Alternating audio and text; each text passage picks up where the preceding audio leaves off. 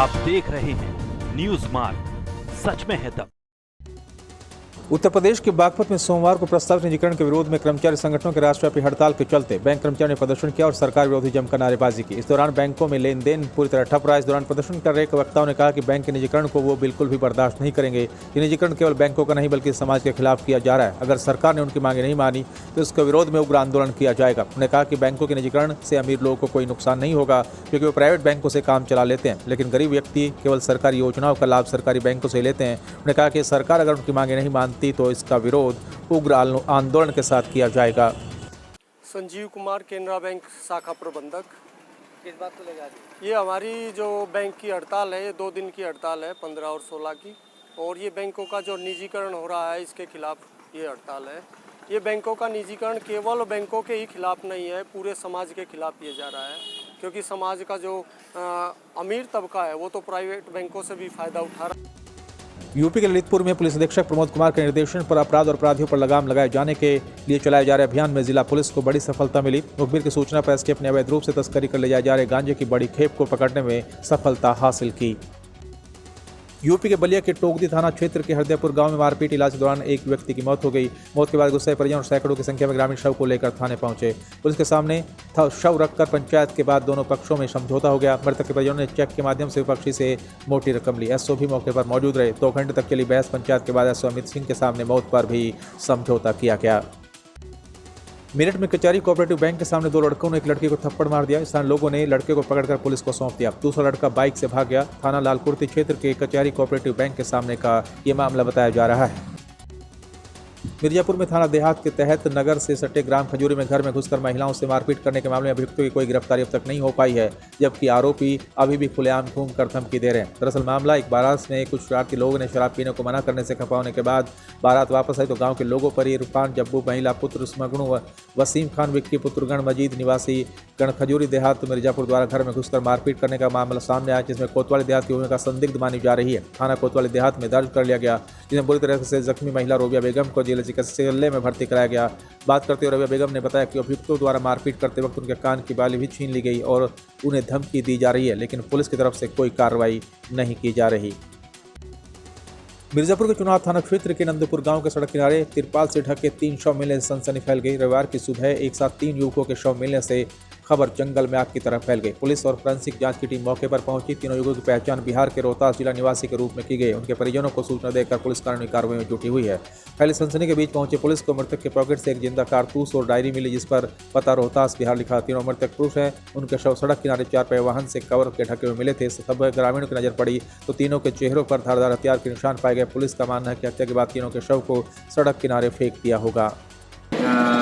थाना चुनार क्षेत्र में मिर्जापुर और बनारस के बॉर्डर पर नंदपुरा गांव में रोड के किनारे 3 बॉडीज मिली हैं और ऐसा प्रतीत हो रहा है कि तीनों बॉडीज यहां कहीं से लाकर डाली गई हैं और तीनों डेड बॉडीज की पहचान कर ली गई है। इनमें एक पिंटू यादव उर्फ राजकुमार है, जो कि जिला रोहतास के रहने वाले हैं। दूसरे इन्हीं के साथी ओम हैं, ये भी जिला रोहतास के रहने वाले हैं। यूपी के बलिया जिले की नरही में होली आने से पहले इस गांव में बसंती बयार के साथ साथ गांव के ढोल मृगंद और ताल तासे बूढ़े बुजुर्ग नौजवान बच्चे एक साथ फाग के रस में डूबे हुए हैं। आने जाने वाले बरबसी इनको रस में डूबोने से रोक नहीं पाते। सूरदास के भक्ति गीत और तुलसीदास की चौपाई को लोग धुन में पुरानी परंपराओं के साथ पूरे जोश के साथ फाग गाते हुए लोग नजर आ जाते हैं। लोगों का कहना है कि हमारी संस्कृति है, अनमोल धरोहर है, जिसमें समाज में समरसता कायम होती है। बलिया में हूँ जी सर, आप कहाँ पे हैं इस समय? मैं इस समय नरही ग्राम सभा में हूँ और इस ग्राम सभा में 3 पट्टी है तो 4 लेकिन 3 पट्टियों में होली का गायन और उनकी टीम जो है प्रतिवर्ष गाती है। तो आज तीनों टीमें जो है इस प्रांगण में उपस्थित हैं। पूरे फागुन मास जो होता है बहुत उत्साह के साथ हम लोग गाँव का हमारे रियाद तैयार में वो बीतता है और हर एक बच्चा उत्साह के साथ इस पर्व को मनाते हैं लोग। इस फगुआ का मतलब ही एक अवधी भाषा ब्रज भाषा में इसको समझाया जाता है। ये हमारी गाँव की परंपरा रह चुकी है, तमाम कई वर्षों से ये फगुआ होता रहा है। यूपी के बागपत पहुंचे प्रगतिशील समाजवादी पार्टी के अध्यक्ष शिवपाल यादव ने बड़ा बयान दिया। उन्होंने कहा कि बीजेपी बेईमान और झूठों की सरकार है। बीजेपी सरकार ने आज तक केवल झूठ के सिवा कुछ नहीं दिया। बीजेपी सरकार से आम आदमी पूरी तरह से त्रस्त हो चुका है और किसान 3 काले कानूनों को लेकर सड़कों पर उतरकर आंदोलन कर रहा है, जिसके चलते प्रगतिशील समाजवादी पार्टी विरोध करती है।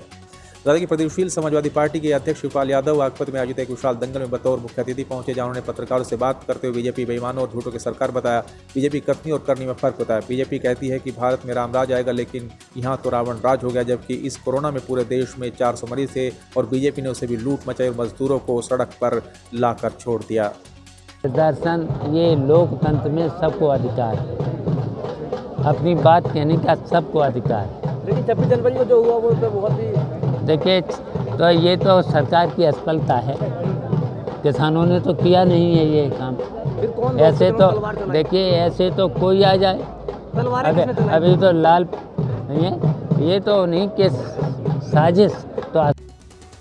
यूपी के बलिया में बीजेपी विधायक सुरेंद्र सिंह ने एक बार फिर से विवादित बयान दिया। उन्होंने दावा किया कि ताजमहल बहुत जल्दी राजमहल बनेगा। उन्होंने दावा किया कि ताजमहल पहले शिव मंदिर था। बीजेपी विधायक सुरेंद्र सिंह ने कहा कि शिव जी के वंशज के रूप में यूपी में योगी जी आ गए। गोरखनाथ जी ने शिव जी के रूप में योगी जी को पैदा किया। सुरेंद्र सिंह ने ममता बनर्जी पर टिप्पणी करते हुए कहा कि बंगाल को बचाना है तो बंगाल के लोगों को ममता को तिलांजलि देनी होगी। उन्होंने कहा कि ममता बनर्जी राक्षसी है और चोट के बदले ममता बनर्जी वोट लेना चाहती है, जबकि चोट के बदले चोट ही मिलती है।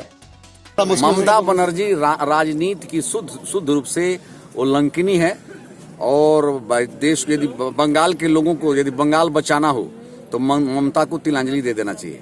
नहीं तो 10-20 वर्षों बाद बंगाल जम्मू कश्मीर का रूप ले लेगा, फिर वहाँ किसी भी हिंदू का रहना मुश्किल हो जाएगा।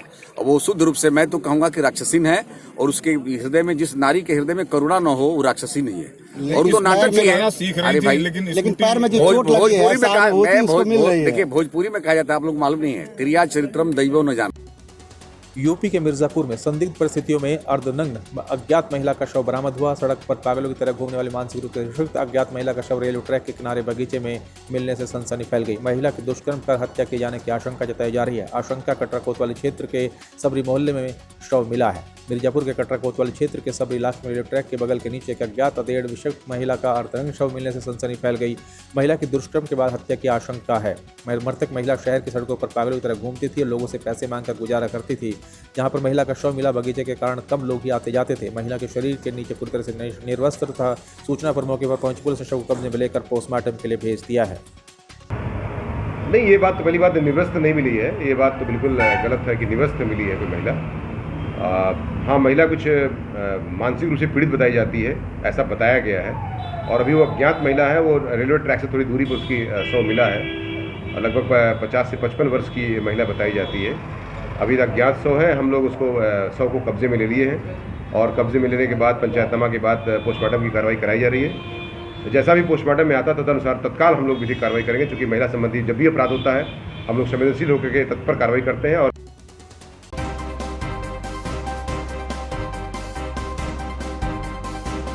आप देख रहे हैं न्यूज़ मार्ग, सच में है तब।